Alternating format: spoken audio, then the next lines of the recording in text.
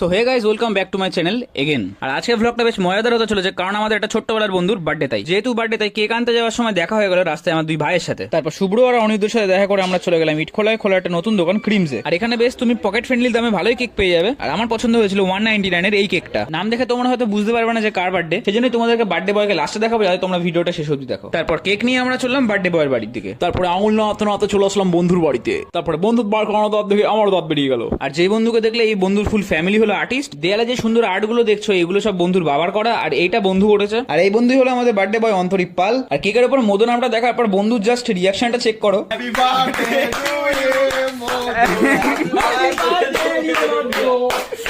Happy birthday to you.